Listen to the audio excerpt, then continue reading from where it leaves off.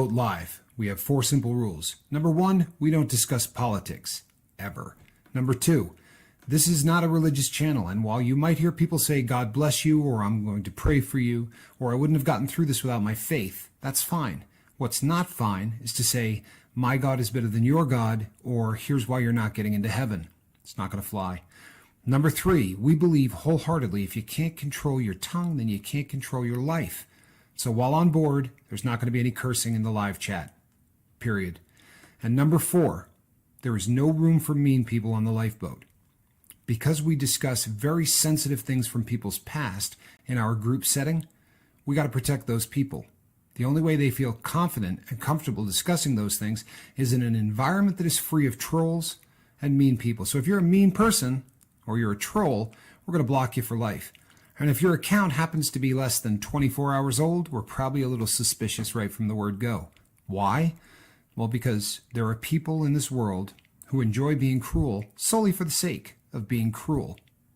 It's not going to fly here. But if you're here because you're trying to get sober and live your best life, then you might find that the lifeboat is just that, a lifeboat. I'm Captain Tommy Scoville, and we will see you on deck.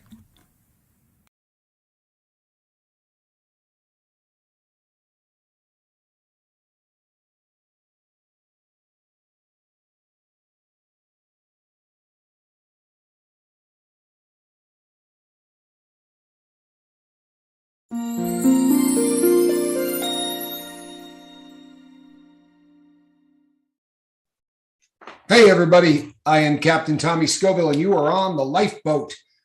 I would like to welcome everybody that just came over from Wages World. It's always good when my bobbleheaded brother is live over there.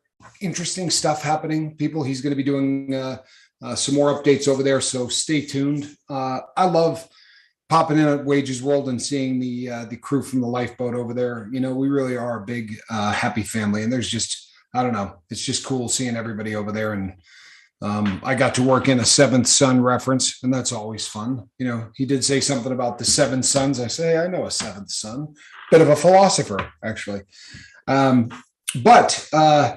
Yeah, people, what a busy weekend already. Like it started out as a house of fire. I think that I've told everybody on the boat that I am installing fake grass in my backyard.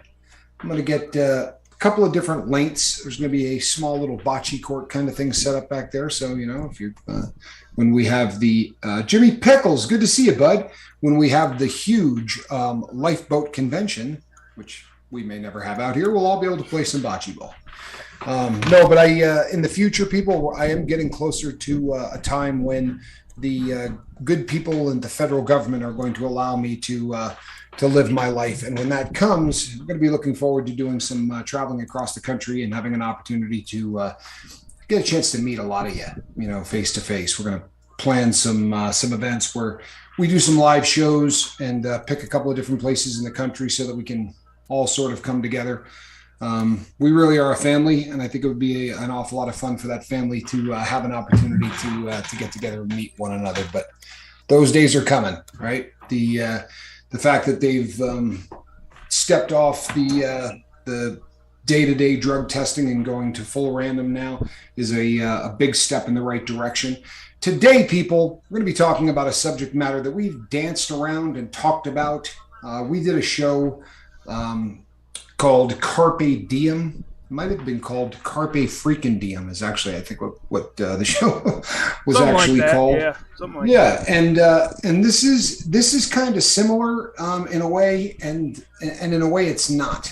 There's a lot of other things that are going to end up working their way into tonight's show, because there have been some things that have been coming up with people that I've been talking to. We have a lot more interaction these days with the crew. Before I do that, I would like to do a shout out.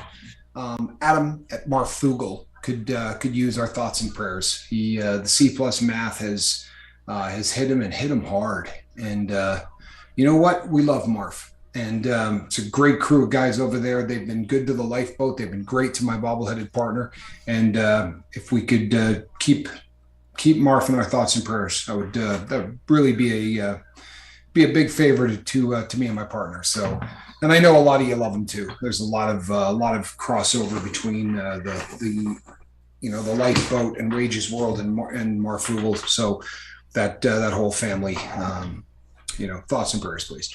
So, people, the subject tonight is titled, "What are you waiting for?" I almost said entitled. This is a mistake I make.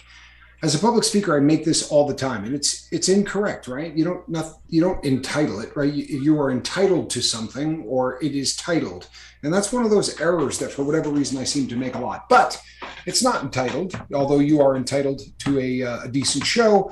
The show will be titled, "What are you waiting for?" And obviously, something's going to jump right out at you. And when I say that, the first thing that's going to come to mind is going to be quitting.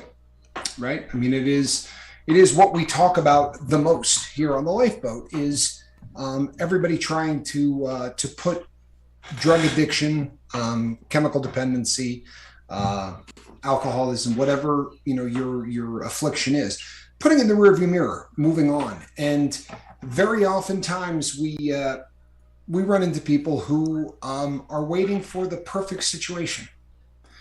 They're waiting for, Jupiter to align with Mars, and for, all of these things. The house has to be in the seventh, the sun has to be in the seventh house, and all of these events that are going to make quitting, the perfect time. And I'll tell you something, people, the perfect time to get sober doesn't exist. It doesn't. That's not to say that, right now isn't the perfect time. What I mean to say is it's not going to get better than it is right now. The reasons that we have to quit don't fluctuate, right? Think about it logically. The reasons that we list when we decide to write down our why, all of the reasons that we think it's time to draw a line in the sand and say, "I'm done with this crap. I cannot keep doing this to myself. I can't keep doing this to my family. I can't keep, doing this to my health, right? My mental state, all of those things." That doesn't fluctuate. It really doesn't. If anything, it gets worse, right? However, and we all know this because my bobbleheaded partner and I have been beating this drum now for a very long time. There's never been a time in the history of the planet where using drugs is more dangerous than it is right now, because of the fact that a lot of the drugs that we're getting now in the States and in the world are being cranked out synthetics. We're getting a much stronger class of drug across the board. And this is not, although you hear us talk all of the time about opiates, this is across the entire spectrum, right? As we talked about on a show recently, the number of deaths from stimulants is up 15%. People, if it's up 1 or 2%, that's worth talking about. If it's up 15%, something is going on. And this is not rocket science by any stretch. This is all cut and dry. The fact is that this has become big business. And there are countries out there that we won't mention for obvious reasons. Those reasons are that the big red button will, hide the video if we talk about them. But you know who they are. And these are countries that don't love the US of A, or any of our friends. And if you're watching this show today, there's an excellent chance that if you're not an American, you're certainly a friend of our country. And they're all targets. Every one of those countries is a target for these chemicals. And what happened was, a few years back, governments made an effort to try and make deadly fentanyl more difficult to get. So they passed some laws making certain chemicals that are required in order to manufacture fentanyl, alpha fentanyl, any of the analogs of that family of drugs. They made all of those precursors more difficult to get. That didn't slow down anything. It just changed. They're playing the game, right? They're doing everything within their power to make sure that less of those chemicals are getting exported from their country, and instead they're going with just new classes of drugs. And I promise you, people, that there are scientists in those countries that are waiting right now for us to change the rules to make it harder to get the chemicals to make isonitazine, phytonitazine, any of the other drugs, as soon as we make that new batch difficult to get, what do you think they're going to do? They're going to roll out something else. This is a concentrated effort, and you don't have to agree with me, people. You can absolutely disagree with me on anything, and we will still remain friends. But I assure you that none of this is haphazard. This is chemical warfare. This is countries that are doing everything they can to try to damage the Western way of life by poisoning the vast majority of people between the ages of 18 and 45. And they're incredibly successful. We've talked about this on so many shows. And I'm not going to turn this into one of those rant shows, but it is very, very obvious that they're very successful with this. So obviously, there's never been a better time to quit. So I want everybody to ask yourself, if you're still using today, if you're hearing us, right? If this is a show that you're tuning into and you got a buzz, we're not mad at you, right? This is something that we understand probably better than most. We know that this is not an easy thing to do, but I'm here to tell you today, it's not going to get easier. You understand? This isn't going to get any easier. The drugs that you're on are going to get stronger. With stronger drugs comes stronger addictions, right? With stronger addictions comes stronger withdrawals. With stronger withdrawals comes a more difficult process of getting off the substance. Today is the day that you need to draw a line in the sand. And if you're a person who just happens to be drinking, right? Okay, you're probably safer than most in that there aren't a lot of countries out there messing with alcohol. But once again, ask yourself, what is it you're waiting for? What is that golden ticket that is going to make one of these days when you get up perfect timing? Because I'm telling you, people, there's no such thing as perfect timing. And this is going to carry over, right? When I said there's a lot we're going to touch on today, it's going to be because of some conversations that I had with some people. And, you know, there's something that recurs time and time again when I talk to people. It's often that if myself or my bobbleheaded partner are on the phone with somebody, it's not because they would like to say hi. Hey, how you doing? You know, what's the weather like out there in Indiana? If we're on the phone with somebody, they're in a bad place, right? There is something going on in their life that has reached critical mass, and they feel like they need intervention in one way or another. And they have reached out to people on the boat, maybe couldn't get a hold of them, or they reached out directly to us first shot. However, we're cool with it. We love hearing from you. We really do. But there are certain things that seem to be recurring time and time again. And one of the afflictions that we seem to find in people who first are getting sober or trying to is that we do all seem to wait for something, right? We all seem to think that there is a perfect time for everything. Hold on a second, Tommy. I'm sorry. Sure.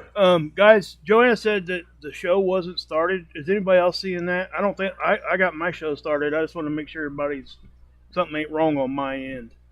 I don't think it is. Go ahead, Tommy. I think we're okay. I just want to make sure. Yeah, no, let's definitely make sure of that. I would weird. Okay, working now. There we go. Okay, good. Okay. It's one of those situations that, because we spent so much time of our life using, and we tend to we damage ourselves. Like, I think we can all agree on that, right? Doing drugs for long periods of time causes damage in a lot of ways.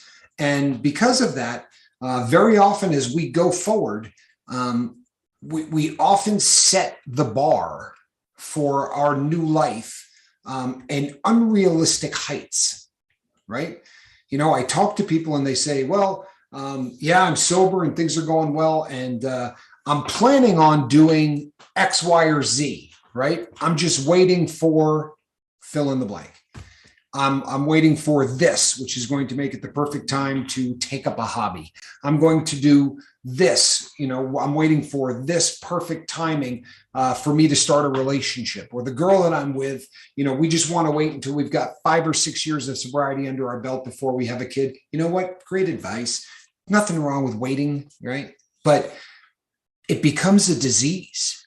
It really does. It becomes a disease where we find ourselves looking for that perfect scenario in order to do anything, right? Yeah, Tommy, I'm kind of miserable because of my work. Talk to somebody today. They said, I hate what I do. And I said, you're not alone. There's an awful lot of people that, aren't happy with what they do for work. Now, we started talking about it and, let's find out exactly why you dislike work. Is it the boss? Is it what you do for a living? Do you hate what you do for a living? And this gentleman said, no, truthfully, I love what I do for a living. I don't like the company that I work for. And I said, is it one of those situations where this is the only company in your region of the world that does this? No, there are a bunch of them. I mean, I've even talked to some. So why haven't you quit? Why haven't you given 2 weeks notice at a place that you hate, knowing full well that you can go down the street to a place? Is it going to be perfect? Well, you're never going to know until you go in there and give it a shot. But instead, this person's going to get up. He's going to go to work. He's going to punch that clock and he's going to be miserable for 40 hours a week while he's there. And we all know how this translates into the real world, correct? That 40 hours a week that he's miserable, it's going to take him 3 to 4 hours at a minimum to shake that off when he gets home, right? He gets home from work and he's still got that I hate my job hangover, which probably goes from 5 to 8 o'clock at night.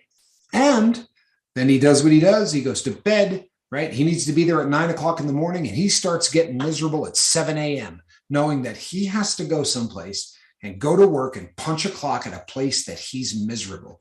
So that 8-hour day of misery is really closing in on a 12 to 13 hour a day of misery, right? Or half your life. So you're living for the weekend. And then let's be really honest. What is the weekend?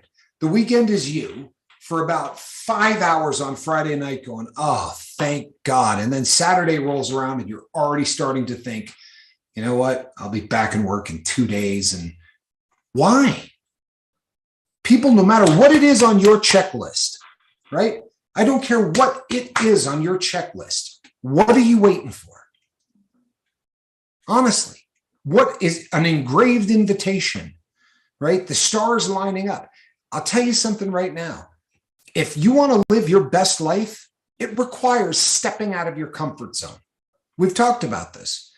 Your comfort zone is getting high, hanging out with the same people that you've been hanging out with for the last 10 years. As miserable as you are, it's the misery that you know, right? And there's comfort in that misery because I know exactly what tomorrow is going to bring, right? It's going to bring dope. It's going to bring those same 3 idiots I hang out with. It's going to bring whatever. But we get so accustomed to it that we're terrified of that change. And I think that realistically, hold on 1 second. In my mind, can you post that one up for me, my brother? Yes. From is it TLR 123? Yes.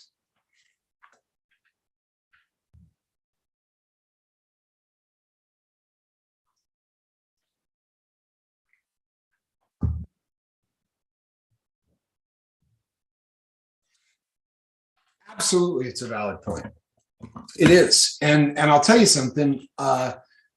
There are drugs that withdrawal from will kill you. We talk about it all the time here. If you withdraw from benzodiazepines and you do it without medical assistance and you do it cold turkey, it can absolutely stop your heart. If your alcohol addiction has reached a stage that your body is truthfully becoming dependent on the substance at that level, then cold turkey can kill you. You can seize up and it kills countless people every single year. It is the second leading cause of death for people incarcerated. Obviously not so much in prison, but in jail.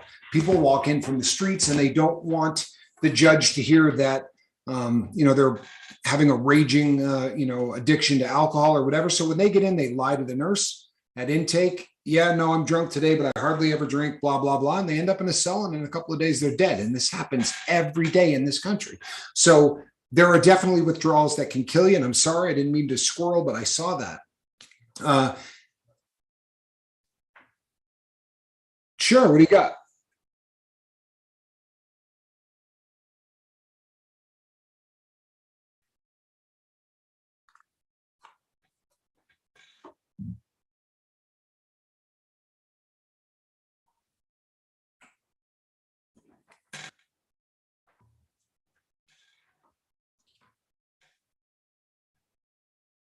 Right.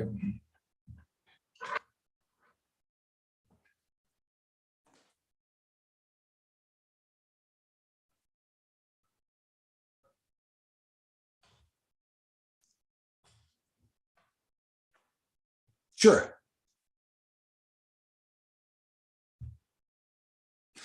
Well, well, and you can be, and in addiction, you can be alone in a room full of people. You know, we've talked about that at length in the past.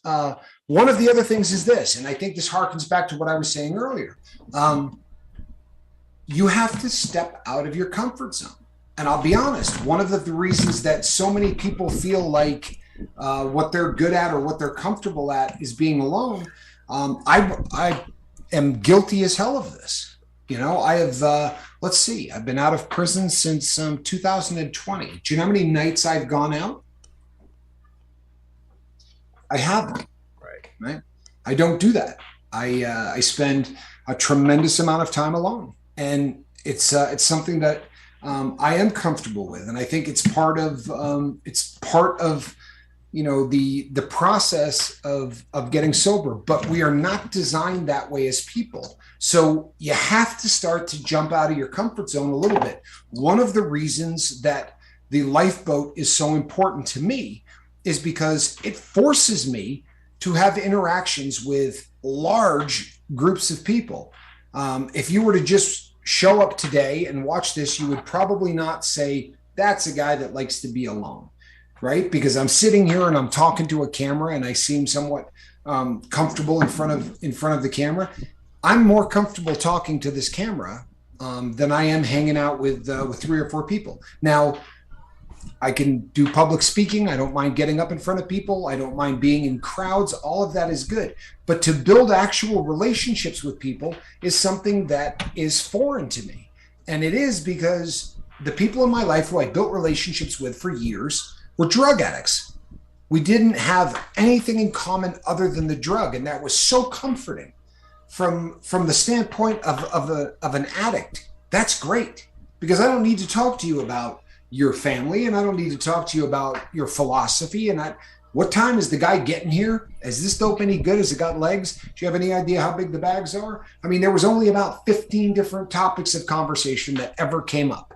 And I found myself very comfortable with that. But if you want to live a full life, and I don't care, you can disagree with me on this and you can get mad and you can yell. If you want to live a life that is full, you're going to have to get out of your comfort zone and start to build relationships. We were designed this way.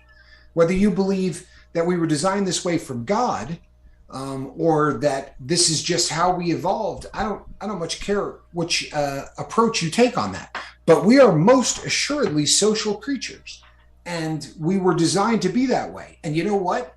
It's another one of those. What are you waiting for?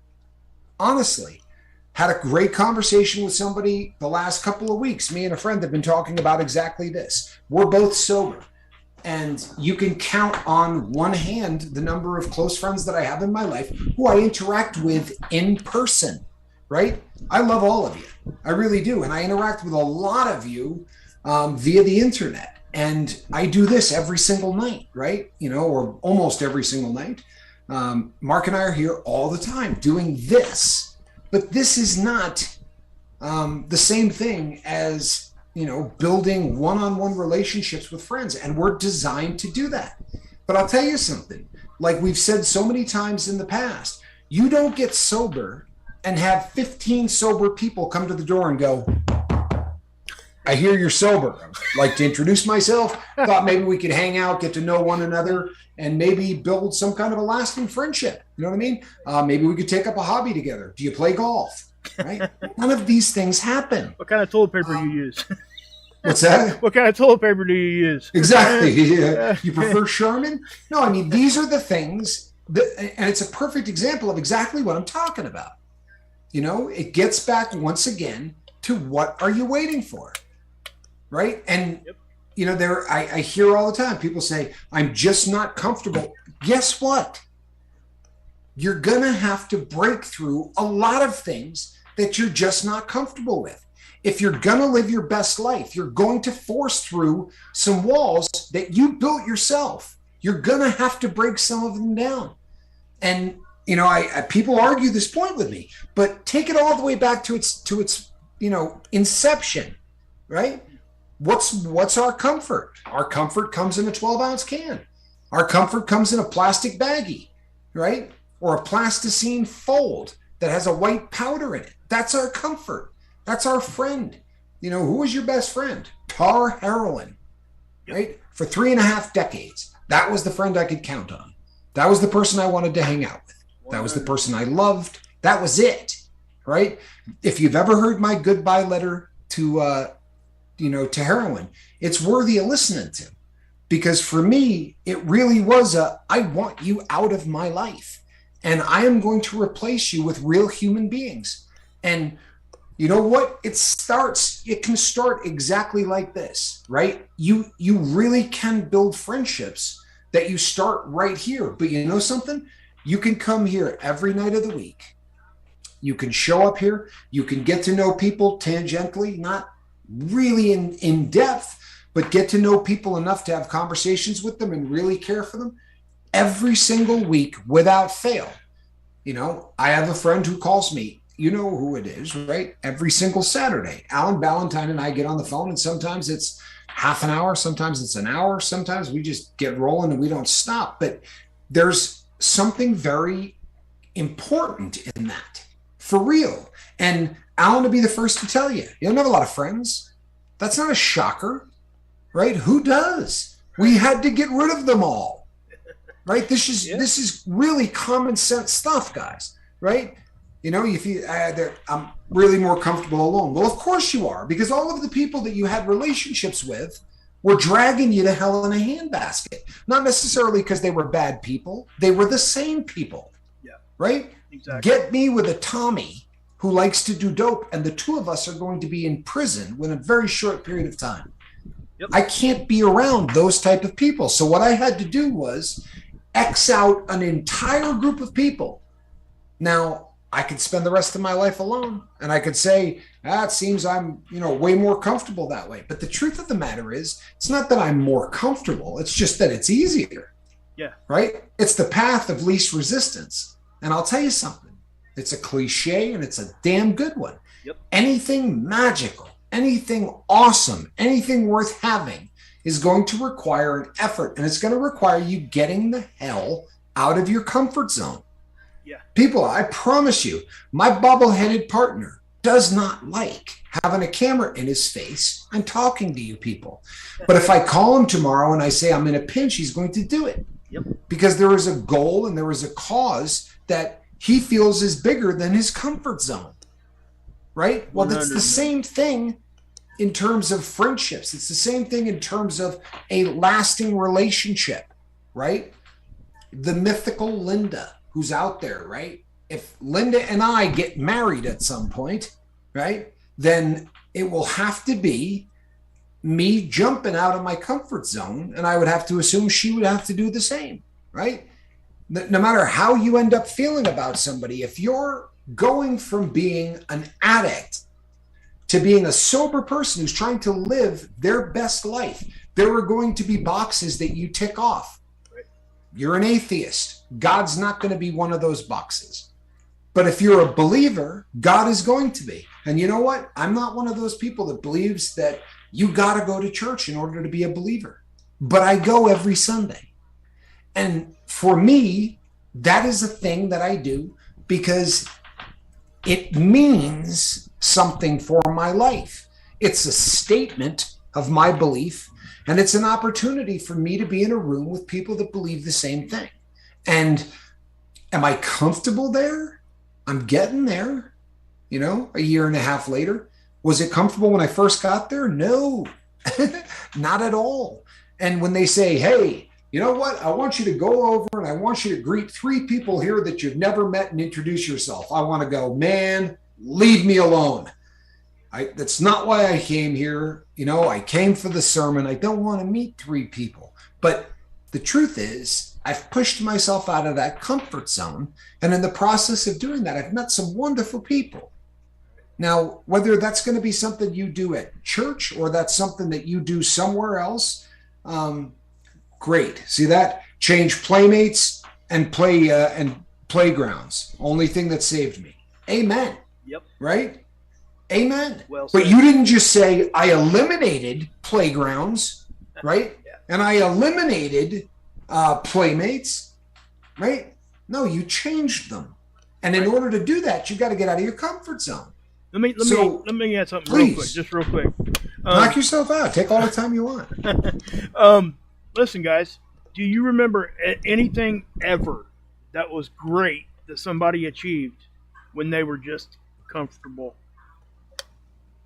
No, never.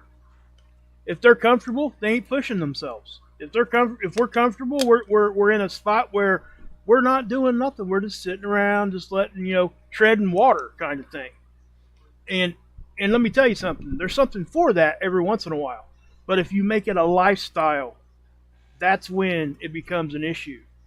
Could you imagine if some of the scientific people throughout history had just got comfortable and just said, screw it, where we would be right now? I mean, it helps push us when we pop out of that comfort zone. It helps move us in one direction or the other. And if we navigate that the correct way, it's going to push us forward in a positive way. And again, everybody's time frame's different, but I can tell you this. There's a channel, a guy I watch, his name is, believe it or not, Puddin' Tang. It's a car show, and that's not what that's about. But at the end of each video, you know what he says? Because he works on these cars and does like projects. He says, forgive my language here, sitting on your ass won't finish your project. I mean, it's that simple, guys. It really is. I know it's a simple thing to say, but it is a lot harder to do, I have to say. Okay? I mean, I get it. And it's just, yeah, that's what he says. But it applies to life, man. It really does. If you're just going to sit around and let it go by, what? I mean, just what? I mean, I don't understand, is what I'm trying to say. And I get how people get to that point. But hello, Stefano. Nice to meet you. I'm not sure if I've met Stefano. It's 5. You absolutely have. Have I? He is. That would be the son of Lady Fiona Crispin.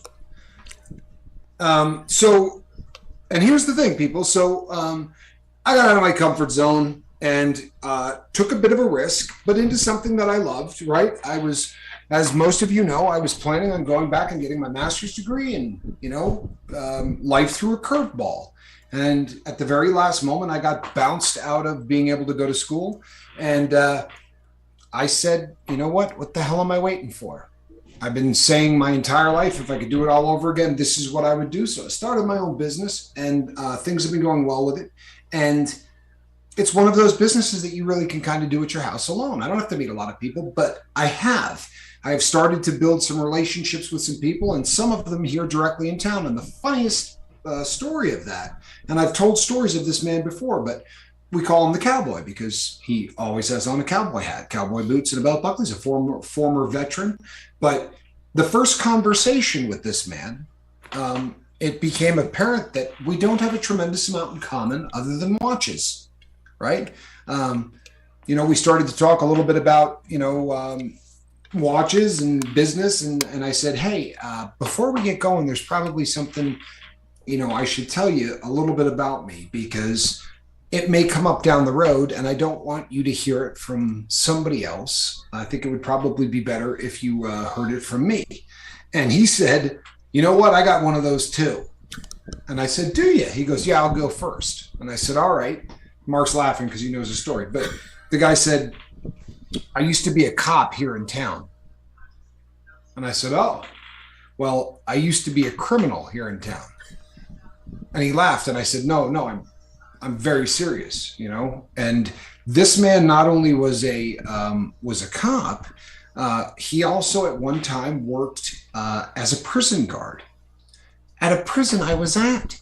Now, the time that he was working and the time that I was there did not line up, but the fact that this guy and I can be friends, and we've become fairly good friends, you know, it was on the surface. This was not a relationship that was meant to flourish, but I got wickedly out of my comfort zone. Because I'm going to be honest, and this is a horrible thing to say, but it is just the gospel truth, right? I try every day to not hate people that wear badges. But because of how long I spent in that life, I struggle with that. And I know that the vast majority of them are good people that are out there trying to protect and serve. And I know all that. I'm not a guy that thinks we should be defunding them or any of that garbage. However, when I see one, my stomach does somersaults to this day. You know, I was with my nephew and we were driving the other day and a cop pulled behind me. Now, I'm not doing anything. I've done nothing wrong in 7 years. And my hands on the wheel shaking. And I even said to my nephew, as the cop went by me, I said, I wonder how long it's going to be before a cop can pull up behind me and it's not going to put my heart in my throat. Right. You know, but they're people that for the most part, they're not people I want to spend a lot of time with. Yeah. Yet now in the flesh, in terms of friends that I know that I actually go and interact with and spend time with, you know, this is a guy that when he got out of that line of work, he started working on watches. And I have learned so much from this guy. And we have a lot of laughs. Now, I don't know that we're going to go out at night or do anything like that, but he is a friend. And it's a friend that I met by getting outside of my comfort zone. And this is something that this is one example, people, because of a comment that came up in the comment section. But what it boils down to is everything comes down to what are you waiting for, right? I have been talking since last May about I'm not going to put a sprinkler system in my backyard, right? It needs a new one. I'm not going to do that. I live in a desert. It costs a ludicrous amount of money to water. I'm going to put fake grass in there. And I spent, a year? If you people remember, you remember me talking about trying to get rid of stumps when the lifeboat was brand new. Yeah. But recently, I have started to come to believe that if I don't pull the trigger on something when I think about it, I'm just never going to. Like, I'll get off this planet and there'll be 5 stumps in the backyard. So I went up, I rented that damn machine, and I got rid of those 5 stumps. And this weekend, this weekend coming up, I am going to be blowing a large chunk of my fence out and dumping an ungodly amount of sand in my backyard so that I can level it out. And I'm going to put this damn grass in there. Because if I don't do it now, I'm not going to do it. And it boils down to virtually everything in life. What are you waiting for? And the answer to the question is, we're drug addicts. And we have become so accustomed to waiting. I've used this statistic before on the lifeboat many, many times, but you can actually look this up online. And they say that the average heroin addict, right? Person addicted to heroin spends more than 30% of their life waiting for the drug to be delivered. Yeah. Well, you do that for 3.5 decades, and you just become somebody that becomes very accustomed to just sitting and waiting, right? Nothing you could do to make it happen. You just sit and you wait. And what are you waiting for? You're waiting for someone to show up and make everything okay. Then you quit doing drugs and nobody's ever going to show up and make everything okay. Now it's on your shoulders. And I mean virtually every single aspect of it is on your shoulders. What makes the lifeboat neat is that there's a crap load of people here that you could talk about. Right. I mean, that you could talk about sobriety with, who are all in the same boat, but we're all doing the same damn thing. Yeah. We are all responsible for our own sobriety. We are all responsible for our own new friendships. And that quote was just amazing. Yeah, I wanted to read that real quick. Daniel, good job, man. I mean, honestly. 16 days. Yeah. Good for you, man. I mean, Yeah. And again, guys, you have to understand that we don't have opinion. Well, we have opinions, but we don't force our opinion out there in a way that's going to, if people want to do that, they can do that. I'm not gonna. We don't kick people around here for that stuff, right, Tommy? And Yeah, and if that's a thing for you, and that's a goal for you, and it's great that you're able to do that. And I think overall, guys. I mean, let's just face it. Any chemical that we're putting in our body, natural or not, I mean, it can cause issues. So if it's causing him issues, and he wants to quit it, that takes a lot of willpower. So he is stepping out of his comfort zone. He's doing what he's doing, and he'll probably tell you it's not as easy as anything he's probably ever done in his life. I would imagine. It's just stuff like that's hard, and we get it. And I hate to use another cliche, but I'm gonna use a song, a Miley Cyrus song, right? What okay, it's called "The Climb." It's not about, like we said yesterday, guys. Yes, we got to have the goal, but the journey is the goal, and that's really what right. that song was about. You're not going to ever get anywhere sitting on the couch. You're never going to, if you're at school and you're at a high school dance and you're that little guy over here that doesn't think they can ever get anybody, and the one time you finally strum up enough courage and you go ask somebody to dance, and they say yes. How you guys remember how that feels? Because Uh, most boys, and I don't want to stereotype here, because it's not like that anymore. It works on both ways. But most people understand what that feels like. You stepped out, you were afraid because you didn't want to be rejected and all that kind of thing. But you went ahead and did it anyway. And even if they just said no, you could have still walked out of there knowing, hey, that wasn't so hard to hear. You know what I mean? So that's kind of what I'm saying. You're going to learn from it at the very least, and eventually you're going to catch the right formula, and it's going to work. And I know. so Yeah, go ahead. yeah, Cody, I'm a little confused. Cody put up a couple of comments. One said, "Why are you shaking?" I don't know if he was talking to me. Um, I think somebody was talking about maybe having some issues, and they were shaking up there. okay. Yeah, And I think it was. you mean I got to clean my room? You know what? Here's the thing. I'm of the firm belief you got to clean the hell out of your room. I'm of the firm belief you got to clean the hell out of your life, Yeah. truthfully. And that's everybody, not you personally, Cody. But yeah, I do believe you got to clean your room. Now, you can live any way you want. You really can. But for me, I think that if you continue to live the exact same life that you did before you got sober, the only thing you remove is the chemical. The chemical will find its way back. Yep. But if you use that episode of saying I'm done with this chemical to say, all right, perfect, just use me as an example, right? Tommy didn't make his bed when he was a junkie, so he's going to make his bed now that he's sober. Tommy didn't hang up his clothes when he was a junkie, so now I'm going to hang up my clothes, right? My car was on empty at all times. If I had $1,000 in my pocket, I would go to the gas station and put $5 worth of gas in my car because I might need that money for dope, right? I'll figure the gas out, but I might not be able to figure out the dope. So every penny I had, right? And so now my car stays on full. Everything I used to do, I don't do anymore because to me, these are statements that keep me on a new path. Now, do you have to do that? That's up to you, brother. It really is. But it works beautifully for the people that tend to do it. If you really want to change who you are. Now, there are people who will say, I love who I am. I just got to stop drinking. Okay, then keep doing what you're doing. Just try to eliminate the beverage. I hated who I was. Every aspect of who I was made me sick. Once I got sober and realized the person that I was, when I could take a step back and look at the fact that I was a liar, I was a cheat, I was a thief, I was just the most reprehensible person that you have ever met. So when I was designing this new cat, I mean, my room was a mess, so that had to go.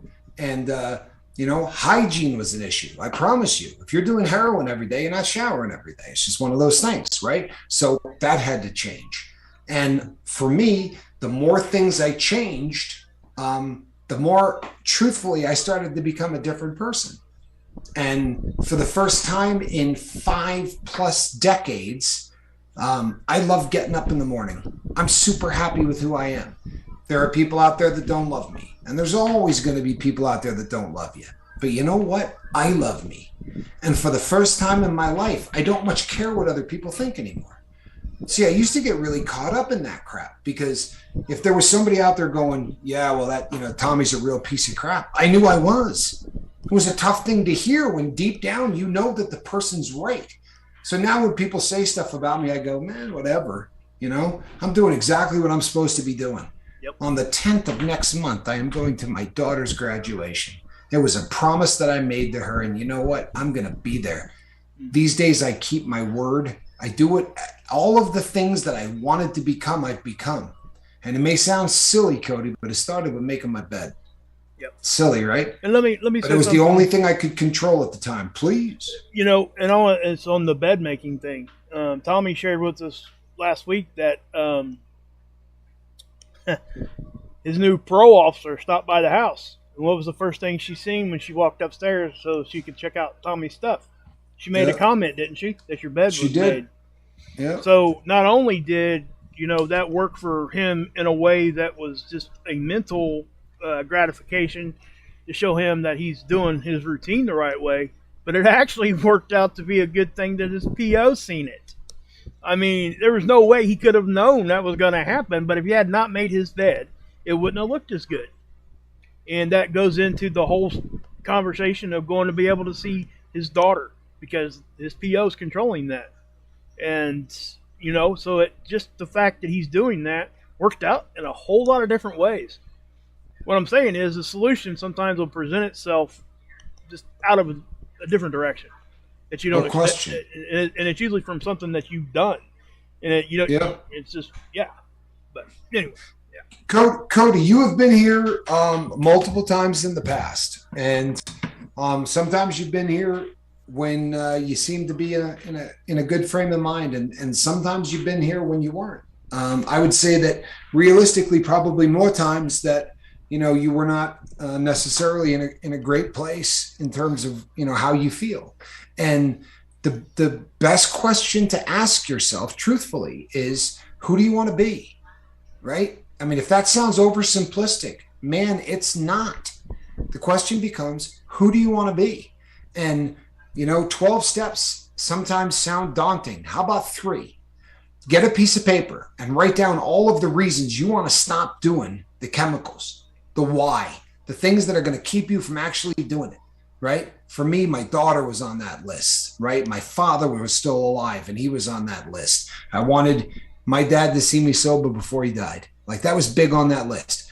Then the next page, right? Step 2, write down who you are and be viciously honest with who you are, everything, right? And figure out if you're happy with that stuff. I wasn't happy with any of it, Cody. So step 3 was, who do you want to be? Who is the new Cody going to be? And write it out. Doesn't have to be the same person that I am. Doesn't have to be the same person anybody is. But what's going to make you happy? Who is the Cody going to be that's going to make you happy? And if you have any issues with that, drop down in the little box and you'll see my email. You'll see Mark's email. Reach out to us. We will help you walk through that process. But it starts with saying, this is who I want to be. And I'm going to become that person. Damn it. There you go. Yeah. For real. That's how it starts. Yeah.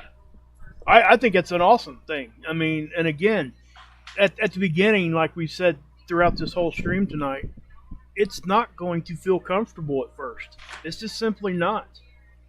When I was growing up, I was a golfer, and I've shared that before. But I say that because golfing is a lot of muscle memory. So when you're golfing and you're swinging this club around, hitting this little ball with dimples on it, 300 yards down the fairway, if you do it the same exact way for 4 or 5 years, And then a coach comes along and says, "Hey, you're doing that wrong. You can hit it 350 if you do this." The first time you try to do what he asked you to do, it's going to feel the most uncomfortable thing that you've ever done. Because it will, guys. That's just what it is. And, but I did that. You know what that did after about 3 weeks of practice? It dropped my handicap by like 3 strokes. Just Right. that one little thing. And it was hard. You really did. You had to reteach your muscles and all that stuff. But the same thing applies here, right? We gotta think of our brains more like a muscle sometimes, and we gotta keep Yep. teaching it, reteaching it, because it was taught so many times that it could be lazy just by throwing chemical in there. And now Blue, it just sorry. can't. Go ahead. No, go ahead. Blue Dazzlebug, congratulations. It's awesome, isn't it? That is one of the coolest things. I'm so glad that's up there. God bless you, man. How cool is that? Yeah. First of all, 70 pounds. Yep. So it was a belated Mother's Day thing that is. What a great, you know what? Tears of joy are a beautiful thing. And congratulations. You should be wildly proud of yourself. I tell people this all the time. People that talk about weight loss, the next time you're in the store, go pick up a 5-pound bag of flour, right? Seriously, go pick up a 5-pound bag of flour and realize that 10 of those is 50 pounds, right? 12 of those is what you've lost. Good Lord, that is fantastic. It is. Seriously. Yeah. I'm proud of you. I really am. I'm sure everybody here is. Good for you. You know what? Celebrate those victories. Exactly. And I would say this too, guys. Food itself is one of the biggest and the hardest addictions to overcome. No question. And so if you can do that and put it in check like she has, guess what, guys? I mean, it's going to make you more healthy all the way around. You're going to feel better. It just does. I mean, it's simple as that. I fought it my whole life, and I shared this before. But at the same time, I almost felt like I took the easy way out by having surgery. But I tried so many things before that. So I know how that feels, Blue Dazzle, and it feels great. I mean, it really does. I felt so awesome when, I started dropping the weight. And I said this before, I lost a fat guy and I'm still a fat guy. So it's just what it is. But I would have been a fatter guy if I hadn't have done it. And I wouldn't change it. That's for sure. For sure. And Cody, you said, I can't face myself if I quit. Cody, I get it, right? I'm a 3-time convicted felon. I went to prison 3 times. Robbed banks, stole from my family, was a gun runner, right? Beat people for money, did the most reprehensible things on this planet, abandoned my kids, right? Took 2 really excellent women and dragged them to hell because of my addiction. I know what it feels like to not be able to face yourself, but I got news for you. That's another part of that comfort zone. It's going to suck facing yourself, but it's going to suck facing yourself for a period of time about this big. And you work through that, because what happens is you will become somebody that loves to look in the mirror, right? You will become somebody that loves to face who they have become. The problem with that mindset, it is difficult, brother, and I'm not making little of it, I promise you. Yep. But the problem with that mindset is 10 years from now, you'll be saying, I can't face myself if I quit. And 20 years from now, you'll be saying, I can't face myself if I quit. I did it for 3.5 decades. The question becomes, and today's show is about this, right? What is going to happen, Cody, that's going to go, yep, now I can face myself. Now I can do this. That day's never going to come, brother. So you're just going to have to force yourself through this. And you do not have to do it alone. There are people here, right? I'm one of them, that will happily help you through this process, right? My email is in the Dropbox. I promise you, brother, you email me and I will help you through the process of making this happen. That's why we are here, right? But one of these days, what's going to happen is this. The prospect of facing yourself is going to be easier than facing yourself. You understand what I'm saying? The prospect of facing yourself sober is going to seem better than the prospect of living with yourself screwed up, doing drugs. Don't wait for that to happen, because that's rock bottom. Yeah, and you know what? No matter what anybody tells you, you ain't got to wait to rock bottom. Cody, reach out to me, brother. Reach out to Mark, right? If one of us seems like they'd be easier to talk to, then reach out to that one. Though you're not going to hurt either of our feelings. Right. But please, please step up to the plate. This is your time. And I'll promise you something. 2 things. Number 1, the fact that you're having this conversation and being as open and as honest as you are right now means you are ready to face yourself. 100. And that window closes real quick, brother. It does. We've watched this happen so many times. People come here and say things from the heart, like the things that you're saying. That window's going to close really quickly. And in a short period of time, you get back to the screw it's. It's usually not the term we use, but you know what I'm saying, right? Yep. Where you just go, F it. I don't care. I'm just going to keep doing what I'm doing. The window of I'm ready closes quickly. So reach out, ask for help. It does not make you, less tough. It makes you more tough. I promise you. Reach out, ask for help.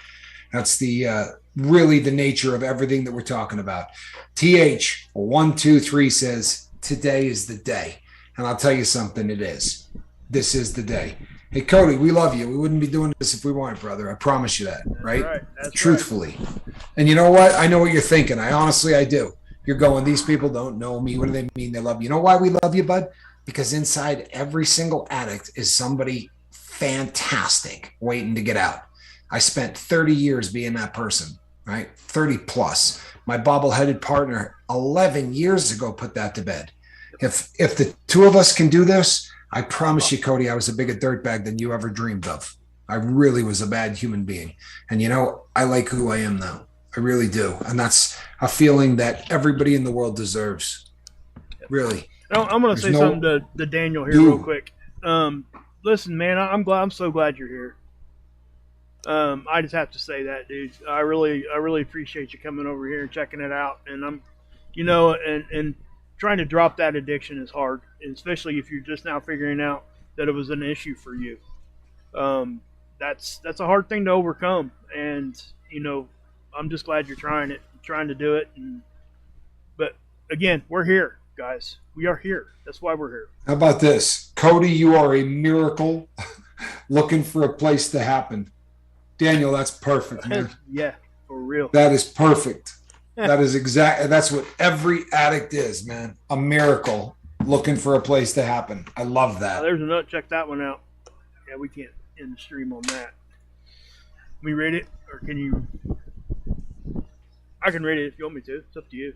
In him we win. Yep. If you can get your sister to reach out to one of us, great. If not, you can reach out to us, ask any questions you want. We're glad that you're here, and your sister will be in my thoughts and prayers. I promise you, man. 100%, guys. So, and yeah, I know we're at the top, so we're going to probably go ahead and cut this. But guys, listen, our information is down on the bottom. Always there. Join the Facebook group. That's a place that me and Tommy don't go. We might post something there from time to time, but we want you guys to have a place to get together and get to know each other. If you guys want to share information and get into direct contact through phone numbers, emails, and stuff like that, it's a very good place to go. So just understand that, and it's there. So back at you, brother. I'm glad you're here, man. I really am. Yeah, no question. All right, people. 23 hours from now, we're going to be right back here. Between now and then, we want you to reach out. We want you to try to save somebody. You know what, people? Today really is the day. Every one of you is a miracle looking for a place to happen. And you know what? If you're already there and you're doing well and life is great, well, then grab a hold of somebody that doesn't look like they are, because that's what we mean when we say reach out and try to save somebody, right? There's plenty of them right here. You don't have to go looking too far, right? That's the nature of what we do. All right, people.